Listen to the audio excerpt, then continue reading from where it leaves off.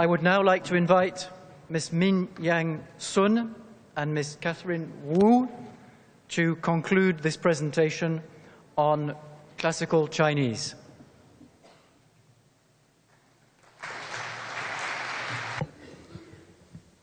Venerable Master Ching Kung, Your Excellencies, distinguished guests and speakers, ladies and gentlemen. Most people think of learning Chinese like climbing the Great Wall. And I did too until recently. You see, I was born in New Zealand and later moved to Australia, which you can probably tell from my accent. And like other ethnic Chinese, growing up in an English-speaking environment, I always found those characters complicated. No matter how many times I wrote it out, I wouldn't be able to remember it for very long. But all that's changed recently, since I started learning Chinese from its origins, from its etymology, pronounced as 文字学, as Professor Nie and teacher Guo has just spoken about. There's a logic, incredible art and wisdom in the characters. Now, Ming, you have a bit of a different story. Yes, thanks, Katherine. I am a native speaker of Chinese, and like most Chinese, I learned the characters by rote.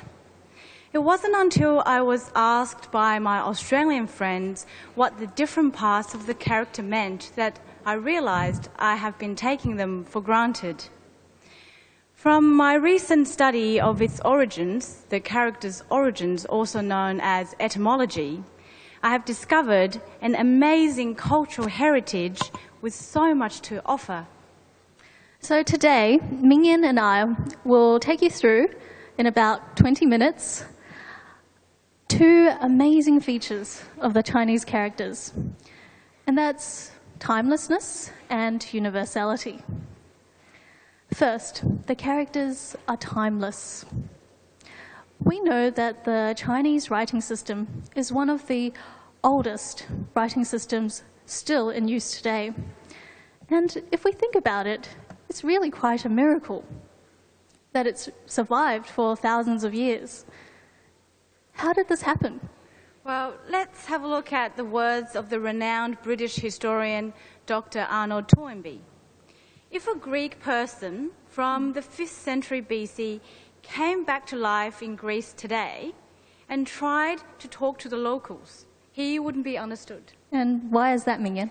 Well, you see, they would both be speaking Greek, but the sound and the grammar and the vocabulary would have changed, so they would not understand each other. So, you see, Katherine, think about this. Mm-hmm. If a person from the 5th century BC China... You mean someone like Confucius? Yeah, say Confucius. If he was to come back to life again and met a Chinese person today like yourself, Katherine, okay. If the two of you talked, it would be just like the two Greeks. So instead of talking, you could write to each other. The same characters arranged in the same order have the same meaning to both of you, so you can communicate. Well, that's really handy. Yes. And I mean, that's also true, because if we think about it, we can still read the Analects of Confucius, which is what Confucius taught as recorded by his students, and that's on the right here. The characters are based on a combination of concepts, sounds, and meaning. Alphabetical languages with symbols based solely on sound would inevitably alter with changes in pronunciation, vocabulary, or grammar over time. As a result, unfortunately, many ancient languages are now incomprehensible. Sounds change, but concepts are relatively constant. It's sort of like the Arabic numerals that's now used as the international code for communication. You see, the Arabic numerals, we would read it as 1, 2, 3, 4. Italians would read it as 1, 2, 3, 4. And French would read it as 1, 2, 3, 4.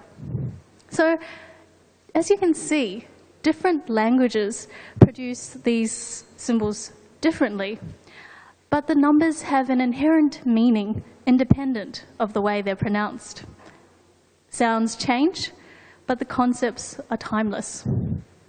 You know, what's also timeless is the logic. When we first start learning Chinese, you're sort of grasping for some sort of meaning or logic to help you remember the characters. And there really is a logic to how the characters are put together. Today, Ming and I will take you through the 4 methods. They are pictograms, ideograms, associative compounds, and pictophonetic characters. Let's take a look at the following clip of 7 characters and see if you can try and guess what they mean.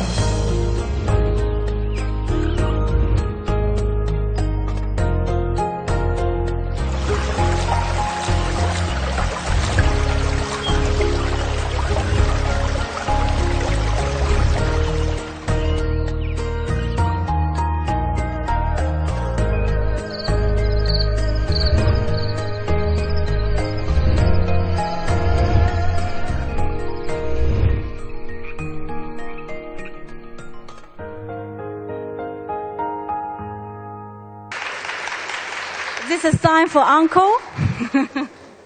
Okay, let's now see how many you guessed right. This character here represents the moon.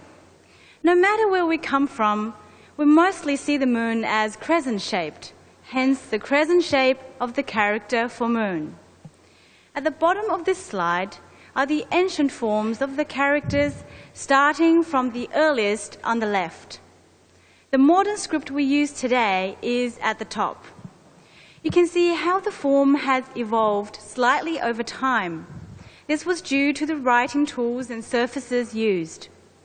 The earlier forms of the character tend to bear a closer resemblance to its original meaning and can really help us understand the modern form better.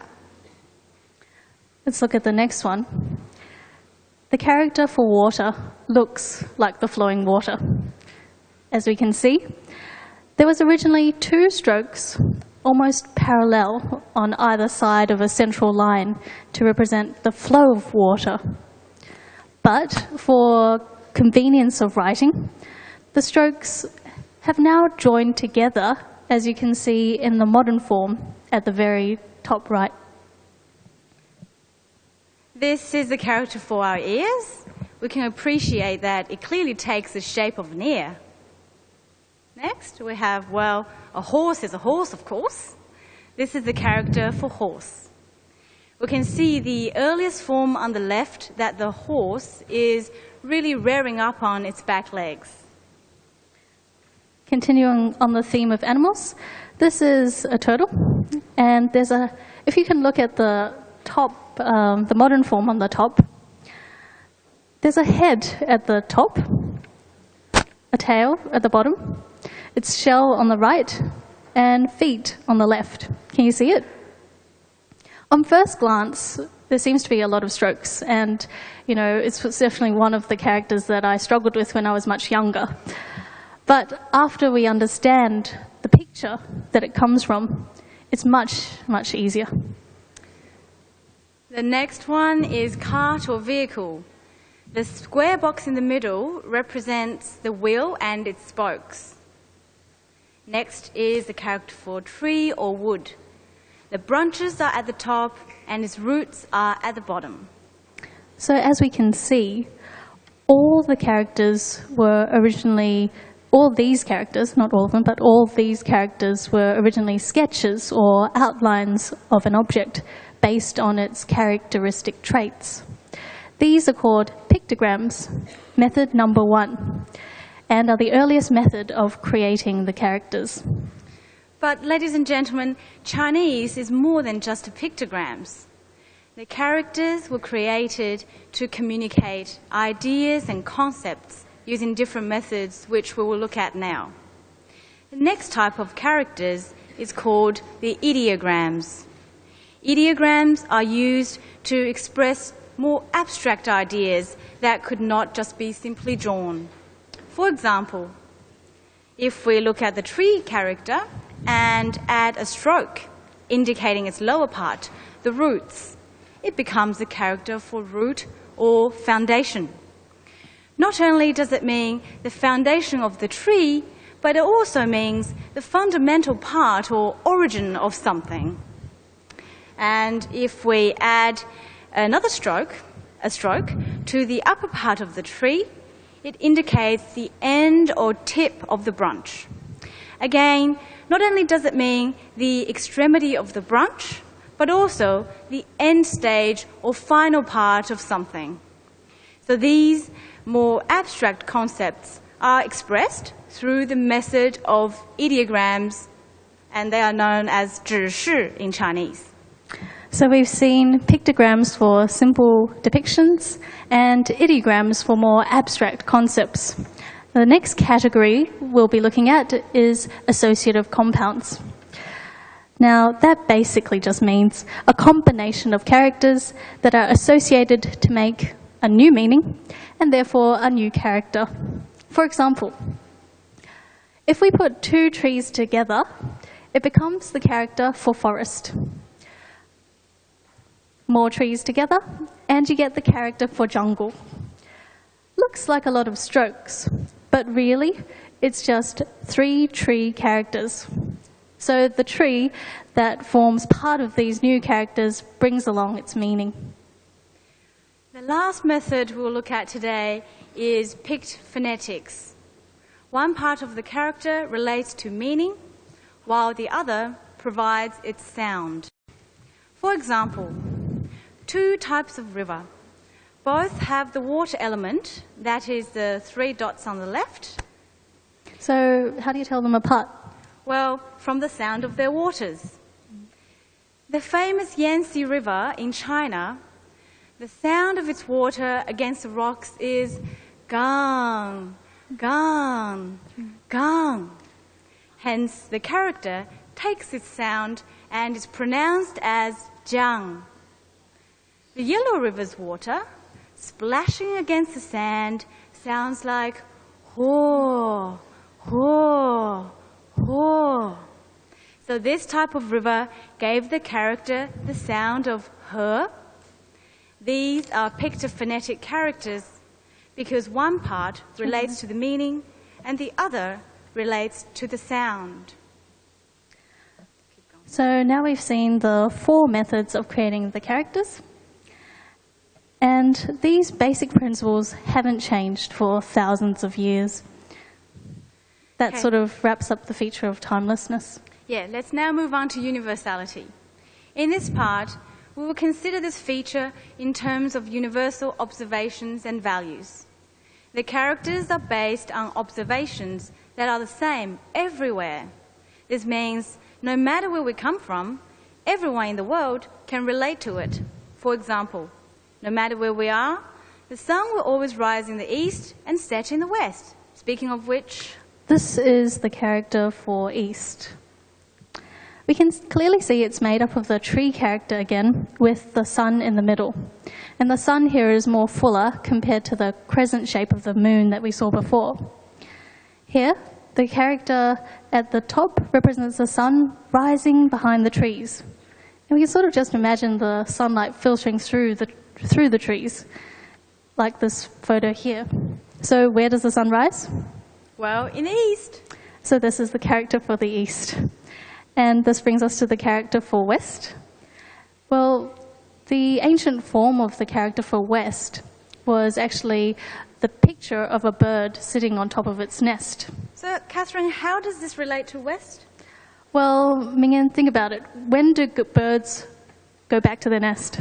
Well, they go back in the evening. Birds go back when the sun sets, and the sun sets in the west. That's why this character represents West. Isn't that clever? Yeah, I agree. So the universality of the characters, it doesn't just relate to the environment, as we've seen with the presentations before. It also relates to humans, and this is the person, character for person. It's the outline of a person side on. When we describe how big something is, we stretch out our arms. It was this big, which is the character for big. And two people standing next to each other, you have the character for equal or side by side. And next, we'll explore some characters related to speech. This is the character for speech. We have the mouth at the bottom, the tongue is in the middle, and its movement produces the sound of our voice, as represented by the two lines at the top. Confucius attached much importance to 4 types of teaching, one of which was the art of speech. Now, this next one has what looks like 2 speech characters next to each other. So what would that represent? Well, it means two people talking at the same time, not listening to respecting each other's ideas. So really, 2 people talking at the same time, not listening to each other, and not respecting each other's ideas. Another character with the speech component is trustworthiness, which has speech on the right and person on the left. Putting the 2 together means a person who can stand by their words. They're honest, they can walk the talk, and keep a promise. So now every time I write the characters, it would remind me of this value. Okay, so we'll just quickly wrap up. As we've realized, the characters open a world of wisdom that's timeless and universal. The written language is the reason why we can still understand the teachings of the saints and sages, like we heard before with Professor Cai Laoshi in the Governing Principles of Ancient China and Professor Liu on the first day. As we've seen, the characters are very logical, and anyone, anywhere, can relate to the ideas expressed. Anyone can utilize this tool to record and preserve valuable information and wisdom for generations to come. And last of all, ladies and gentlemen, we would like to show you everyone's favorite word, love, ai. The bottom of this character is like 2 legs walking. And this character really shows us that our care and love for others need to be put into action and planting seeds of love. So the characters have shown us how our forefathers have lived this concept of universal love by thinking of us as future generations thousands of years later. Now, it's up to us. Thank you very much. Thank you.